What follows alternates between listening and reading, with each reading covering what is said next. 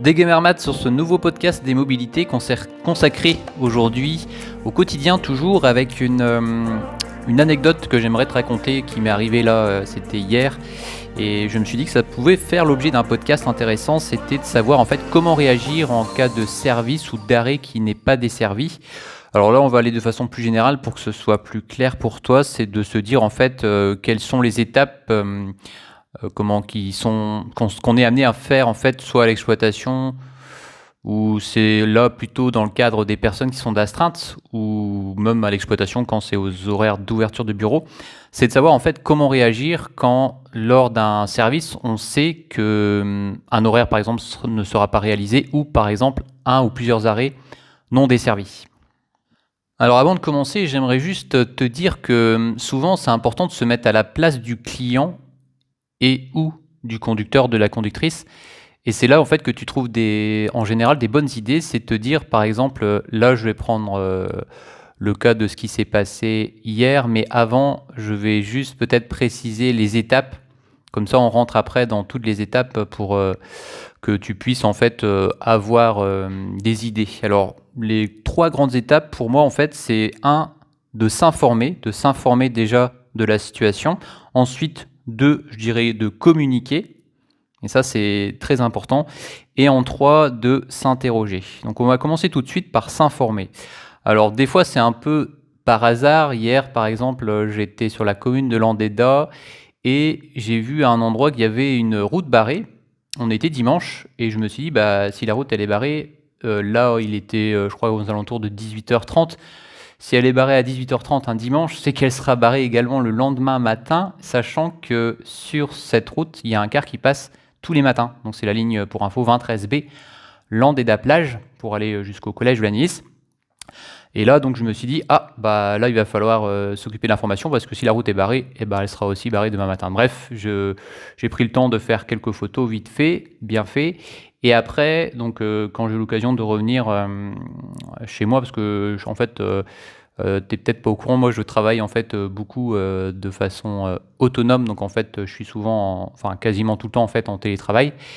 Et j'ai fait tout de suite en fait l'information grâce aux photos, puis je savais que voilà, ça impactait uniquement un arrêt. Donc j'ai fait l'infotrafic. J'ai ensuite diffusé d'abord aux clients par mail, ensuite par SMS, sauf que ça n'a pas marché parce qu'en fait le système qu'on utilise ne fonctionne pas fonctionne pas du tout le samedi dimanche pour c'est assez technique, mais voilà, on peut pas envoyer des SMS avec notre outil le week-end. Donc j'ai envoyé après le lundi matin aux alentours de 7h, sachant que le circuit commençait aux alentours de 7h47, il me semble. Enfin bref, peu importe. Donc ça, c'était la première étape. Après, j'ai enchaîné, j'ai vérifié d'abord qui faisait ce circuit le lendemain. J'ai ensuite contacté le conducteur pour le prévenir. Là, c'était par SMS parce que je trouve que des fois, c'est important d'avoir un écrit pour que le conducteur, si après il ne se rappelle plus, au moins il peut retourner sur son message pour savoir exactement comment le circuit se passe. Bref. Et ensuite, je pense que voilà, on va rentrer dans le détail justement des idées générales. C'est de se dire que, comme je te disais tout à l'heure, qu'en premier, en fait, de s'informer de la situation. Donc là, pour le cas, c'était de s'informer en fait tout simplement exactement quelle portion de la route était barrée, jusqu'à quand. Donc là, il était 18h30, donc c'est sûr que c'était au moins jusqu'au lundi matin inclus. Et après, communiquer. Donc je dis souvent en fait qu'il faut se mettre à la place des gens de façon générale. Et là, tu te dis, voilà, si je suis client, que je prends le car à Bruinou, parce que c'était l'arrêt Bruinou impacté, j'aimerais tout simplement être informé que le car ne passera pas. Et maintenant, avec les outils qu'on a en place, notamment les mails et les SMS, c'est assez rapide et facile de le faire. Donc bref, donc la communication a été faite, que ce soit auprès des clients et auprès du conducteur concerné. Et après, s'interroger, ça dépend en fait des cas de figure. Mais souvent, c'est important de s'interroger pour savoir en fait ce qu'on peut faire pour que la situation s'améliore par la suite. Donc là, il n'y a pas grand-chose à faire parce que en gros, il y avait un arbre en fait qui était tombé sur la route, donc la route était inaccessible.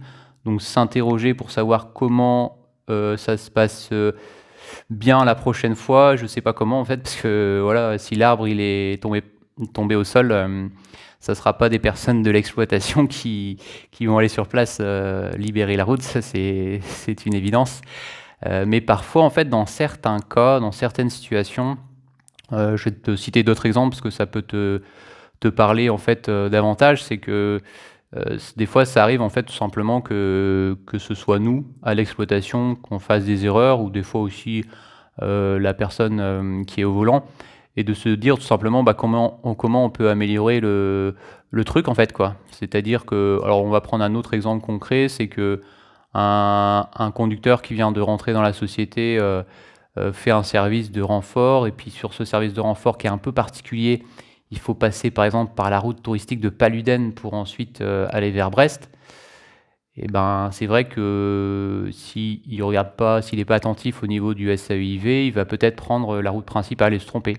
Donc voilà, c'est juste des fois bien de s'interroger, de revenir un peu en arrière, de se dire bah, qu'est-ce qu'on peut faire pour que ça se produise pas la prochaine fois. Et bah, là, par exemple, pour le cas de Paluden, même si je ne crois pas que ce soit arrivé, mais bon, peu importe si ça arrive un jour, de se dire bah, peut-être que nous, de notre côté, il faut améliorer aussi la communication auprès des nouveaux pour qu'ils sachent en fait que sur ces services-là, il faut passer par la fameuse route touristique de Paluden.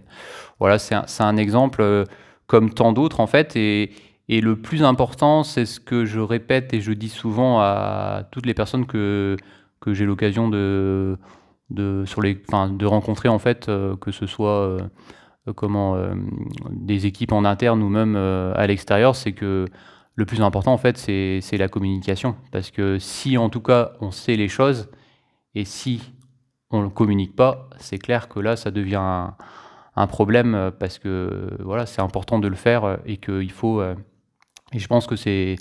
Pour résumer, on peut dire ça, c'est que c'est important de se mettre en fait à la place de la personne qui est concernée. Donc là, les personnes concernées, c'était les voyageurs et les équipes, donc les conductrices et les conducteurs.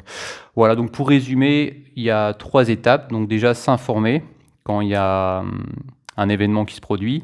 Ensuite, la deuxième étape, c'est de communiquer. Et enfin, de s'interroger pour savoir comment on pourrait améliorer la chose les prochaines fois. Voilà, ça c'était le résumé. Et puis, bah, je crois qu'on a fait le tour pour ce podcast assez rapide cette fois-ci. Et puis voilà, ça, je trouvais que c'était intéressant parce que, et je vais essayer d'en faire un peu plus en fait sur des thèmes vraiment du quotidien, parce que j'ai l'impression que ça plaît beaucoup plus que des thèmes assez généraux, ou de mélanger peut-être à la fois des thèmes généraux en te donnant en fait des détails en fait de ce qu'on rencontre au quotidien pour vraiment qu'on puisse en fait imprégner les auditeurs de ce podcast. Voilà, voilà. En tout cas, je te souhaite une bonne route, comme d'habitude, et puis un bon voyage si tu as l'occasion de voyager, et puis comme d'habitude, en tout cas, une bonne réussite dans tes projets. Allez, à plus tard. Salut!